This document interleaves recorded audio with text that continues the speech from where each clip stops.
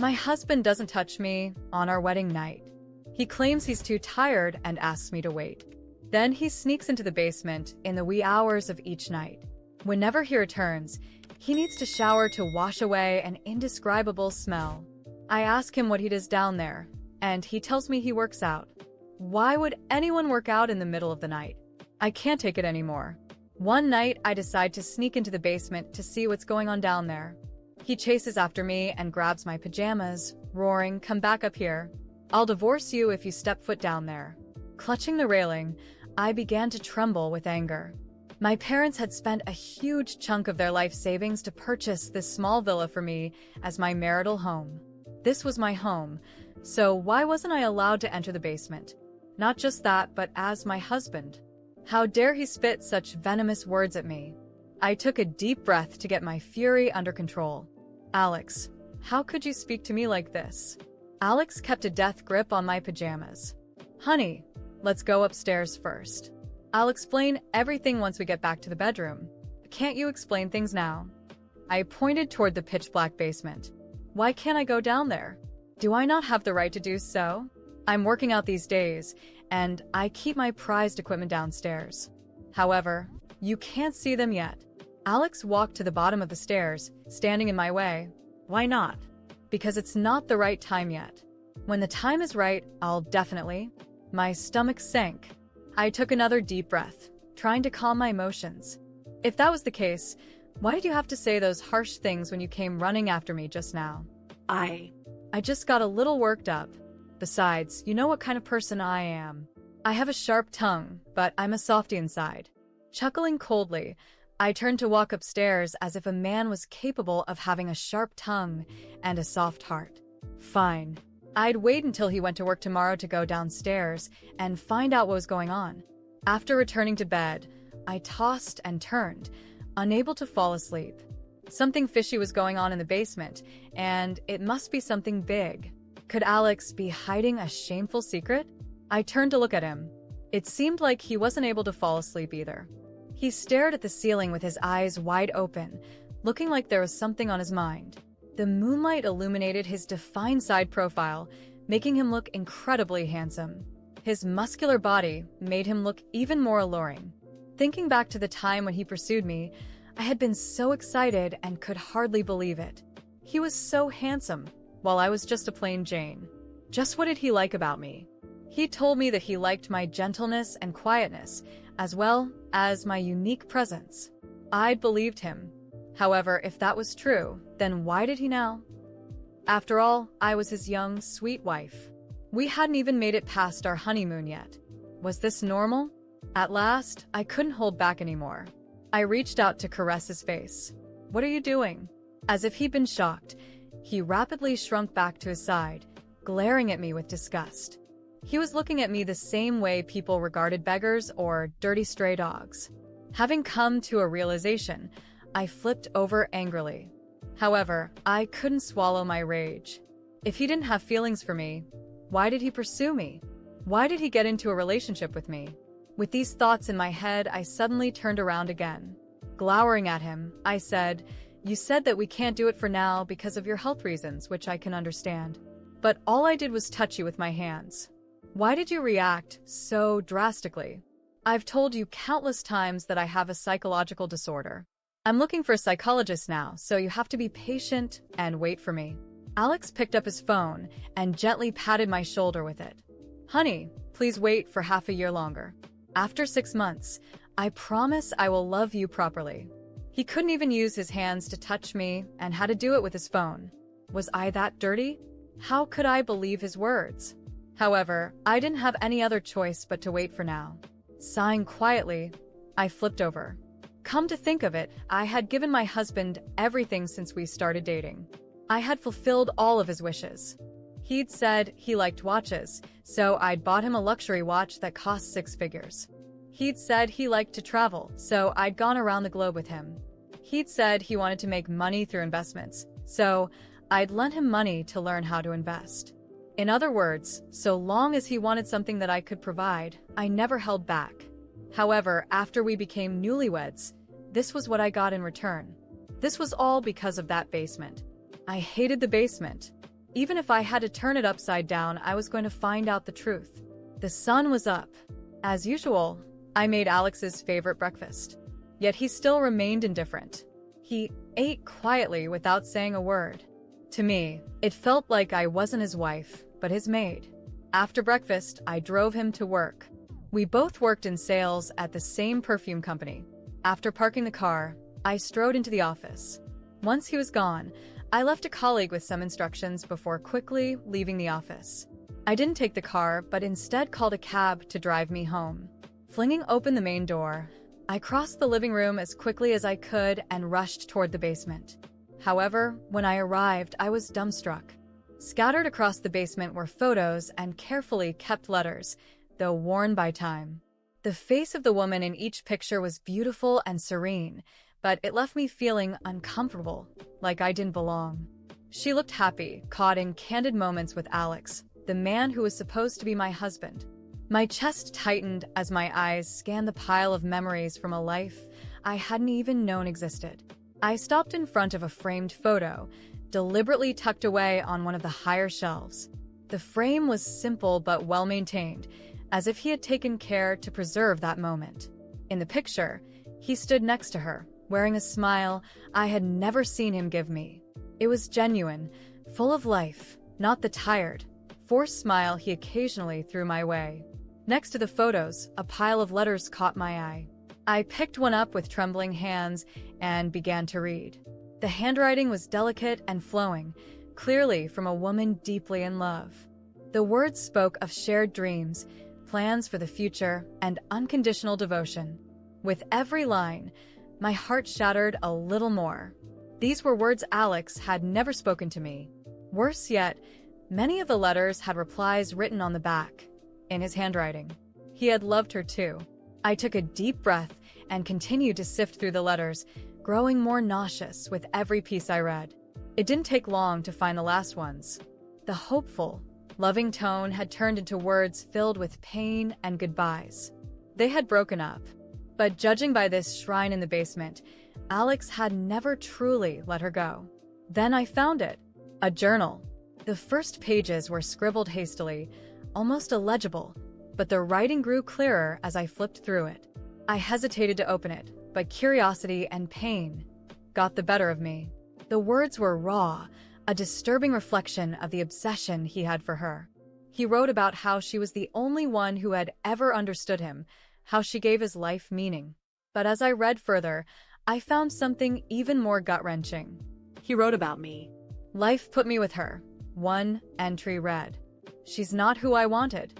She never will be. But maybe I can come to terms with it over time." I felt my knees go weak.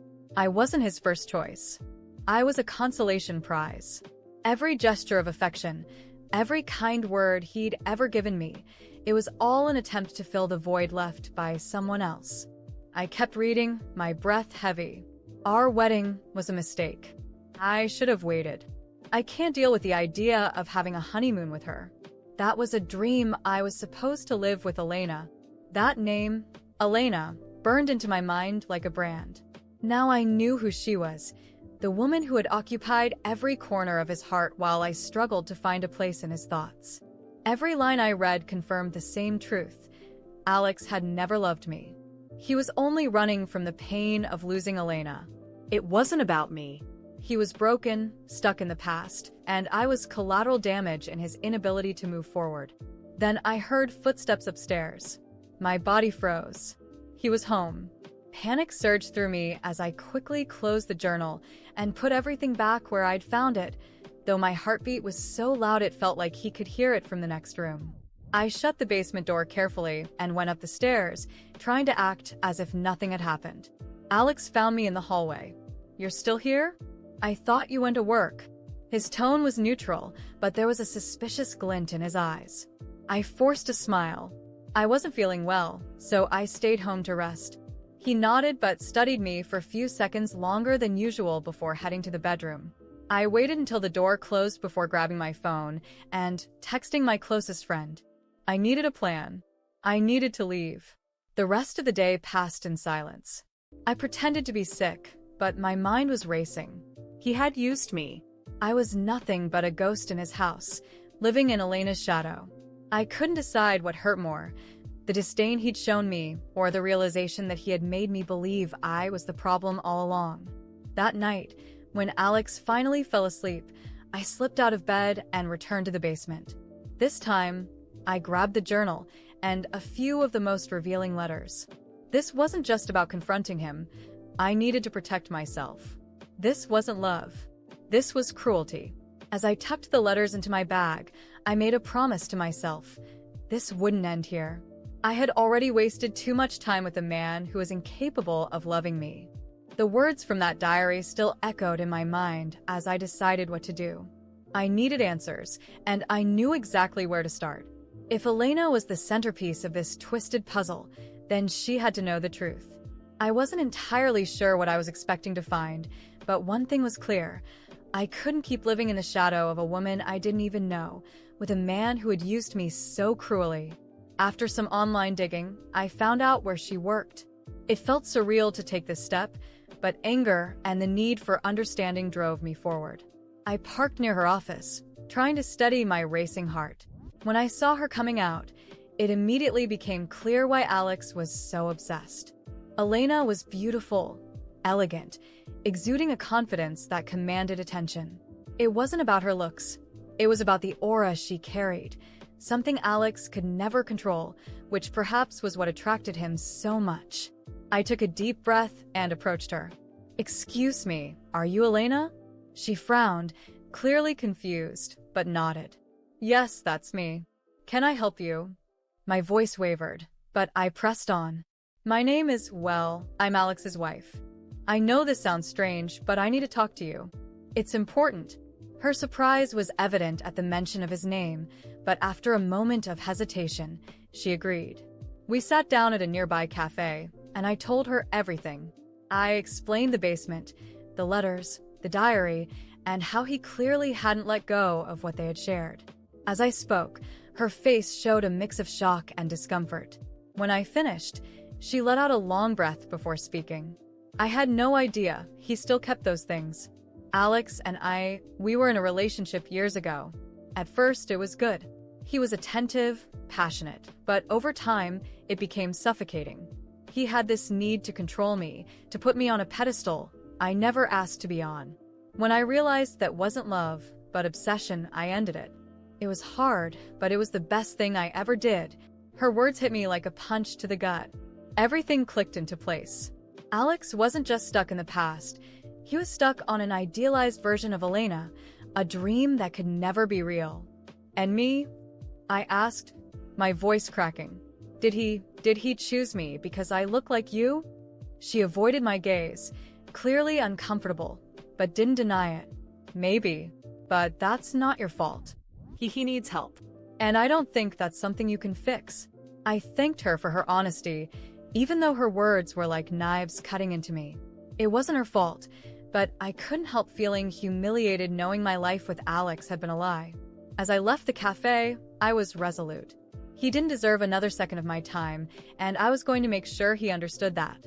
When I got home, Alex was sitting in the living room, distracted by his phone. He barely glanced up when I walked in, but the silence that hung in the air seemed to alert him that something was wrong. "We need to talk," I said firmly. He looked up, surprised. "What's wrong?"